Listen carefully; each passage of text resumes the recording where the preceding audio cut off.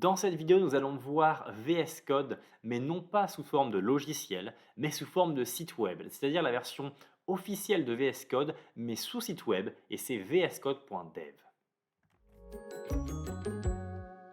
Bonjour à tous, c'est Brian de DevTheory, et donc aujourd'hui, comme je vous disais, on est là pour voir la version officielle de Visual Studio Code en ligne. Donc là, on n'est pas sur du desktop, on n'est pas sur un logiciel, on est vraiment sur vscode.dev, comme vous pouvez le voir juste ici. Et donc, c'est vraiment VS Code et c'est officiel, hein, ça vient de sortir la semaine dernière au moment où je tourne cette vidéo. Donc, c'est vraiment un site web qui est supporté par VS Code et qui sera de plus en plus supporté à travers différentes mises à jour. Donc, comme on peut le voir ici, on va pouvoir ouvrir un dossier. Moi, je peux ouvrir le dossier First Next App, qui est un dossier que j'ai tout juste créé, qui permet donc, enfin, qui est le dossier de base, la code base de base quand on initialise un projet sous Nuxt. Donc on voit qu'on a tous nos dossiers qui sont là, qui sont vraiment sur ma machine locale, hein. On a par exemple le nuxt.config qui est juste là. Et ici, il y a écrit First Next App. Et bien si j'écris First Next App-tout par exemple et que j'enregistre, là vous voyez, avant que j'enregistre, et puisque c'est la première fois que j'enregistre, il me dit est-ce que vous êtes sûr que vous autorisez ce site web là à modifier vos fichiers locaux? Et je dis oui, j'autorise ça. Si maintenant je vais en ligne de commande et que je fais un petit cat de nuxt.config.js, je vois bel et bien que je suis à first next app-tout juste ici. Et ici je peux changer, hein, je peux faire hop, -free, clac, je reviens ici, je relance ma commande et j'ai bel et bien cette fois-ci un -free qui est là. Donc ça modifie bel et bien mon fichier local et ça à travers donc, le site web vscode.dev. Donc comment ça marche? Ça peut modifier un fichier local? Eh bien c'est grâce à la File System Access API.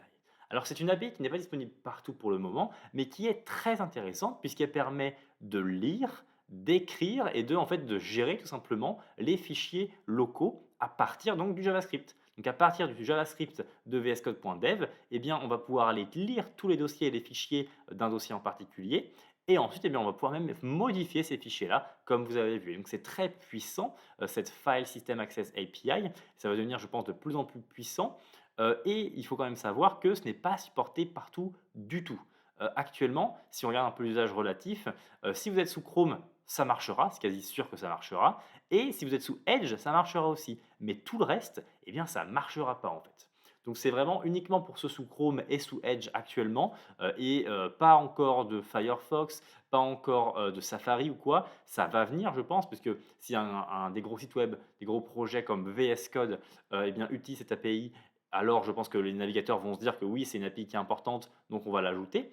Mais voilà, pour l'instant, c'est uniquement sous Chrome et Edge au moment où je tourne cette vidéo, bien sûr. Je vous mettrai ce petit lien là pour que vous sachiez eh bien, si quand vous regardez la vidéo, c'est également le cas ou pas. Dans tous les cas, eh bien, voilà, vscode.dev permet de faire ça. Et si jamais donc, votre navigateur ne le supporte pas, il vous le dira, hein. Il vous dira Local File System Access n'est pas supporté sur votre navigateur, donc eh bien, vous ne pouvez pas utiliser vscode.dev. Mais alors, à quoi ça va servir en fait, concrètement? Parce que si jamais vous l'avez en version logicielle, ben, ça va faire un peu la même chose. C'est vrai, ça va faire un peu la même chose, mais c'est seulement si vous l'avez sur la version logicielle en fait. Car si vous êtes, eh bien, sur une autre machine ou un autre endroit totalement, eh bien, vous allez pouvoir toujours modifier et éditer des fichiers, d'une codebase sans avoir à installer en fait, VS Code. Et ça, c'est intéressant quand? C'est intéressant si par exemple vous avez un Chromebook qui a, un OS différent et dont il est compliqué, d'installer, eh bien, VS Code dessus, ou ça marche si jamais également vous êtes sur une tablette, un iPad par exemple, eh bien, vous allez pouvoir modifier vos fichiers locaux ou même vos fichiers dans un cloud, à travers donc votre iPad. Donc ça peut être intéressant pour à tout moment, eh bien, modifier des fichiers en fait même si vous n'avez pas votre PC principal. Et là où je pense où ça devient très intéressant, c'est que si jamais comme moi sur votre logiciel principal, celui-ci, donc là, je suis sur la version logicielle de VS Code. Si vous avez mis en place la synchronisation à travers votre compte GitHub ou à travers un compte Microsoft, eh bien, vous allez pouvoir revenir sur vscode.dev et synchroniser également à travers eh bien, votre compte GitHub ou votre compte Microsoft. Là, je vais me connecter avec mon compte GitHub et ça va me synchroniser mes données. Voilà, là, je viens de me connecter et donc ça va commencer à synchroniser un peu tout, notamment, eh bien, les paramètres que j'ai de base, c'est-à-dire la taille de l'écriture, le thème du navigateur. Ici, vous voyez que le thème a changé et c'est passé sur un thème rouge parce que c'est mon thème à moi sur mon propre VS Code. Je vais rouvrir, First Next App parce que j'ai rechargé la page entre temps. clac, afficher dossier. Et vous voyez que maintenant j'ai mes propres icônes. On n'avait pas ces icônes-là. On a les icônes de nos thèmes à nous, puisqu'on a nos propres extensions qui sont maintenant installées parce que c'est des choses qui sont synchronisées à travers mon compte GitHub en fait. Donc là, vous voyez que vous avez même votre propre VS Code, celui que vous avez sur votre vraie machine, eh bien vous l'avez en ligne en fait. Alors attention, toutes les extensions ne vont pas marcher, mais la plupart des extensions vont fonctionner et il donne même un guide, voilà ici, il donne même un petit lien pour aider ceux qui créent les extensions à avoir une extension qui est compatible avec la version web en fait. Donc voilà, ils veulent vraiment pousser cette version web pour qu'elle ne soit pas simplement un petit plus, un petit gadget, mais une chose à part dans VS Code. Et pourquoi en fait ils veulent pousser cette version web?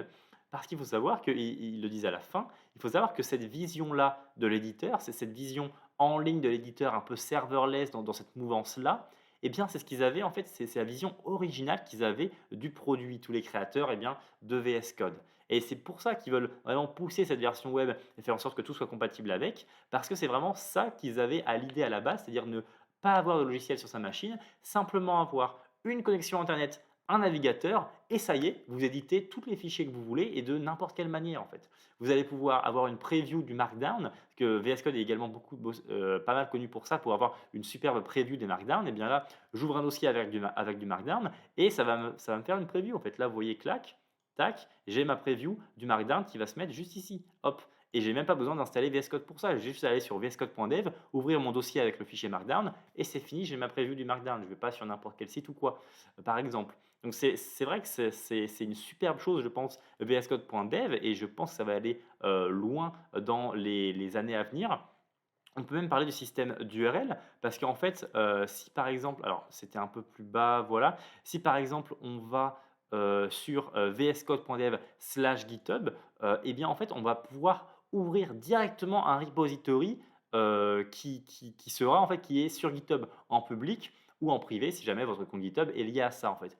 Donc en faisant /github/ le nom de l'organisation ou votre nom à vous, / le nom du repo, eh bien ça va directement vous ouvrir ce que vous voulez. Et donc voilà, vous allez pouvoir voir vos propres repositories directement à travers l'éditeur de VS Code, mais en ligne par exemple, si jamais vous préférez voir les repositories comme ça plutôt que github.com.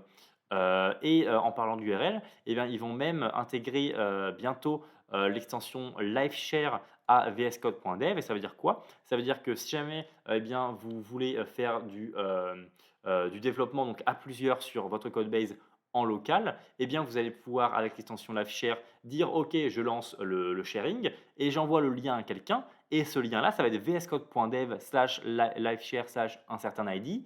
Et après, vous allez être deux, une personne sur son navigateur sur vscode.dev et vous sur votre logiciel sur VS Code. Et vous allez pouvoir modifier votre même code base en fait. Donc vous voyez que ça part sur des choses quand même qui sont très puissantes et c'est super. Moi je trouve ça super, je trouve que c'est une super nouveauté de la part de VS Code. À voir ce que ça va se donner dans les années à venir bien sûr, mais j'ai très confiance, surtout par rapport à surtout parce que c'est la vision originale du projet, j'ai très confiance au fait que justement ça va prendre de la place et ça va surtout, des utilisateurs vont petit à petit migrer vers uniquement une version web finalement et même plus une version logicielle de VS Code. Mais on n'est pas encore là parce qu'on ne peut pas encore exécuter toutes nos choses en local, on n'a pas l'intégration du terminal ou quoi.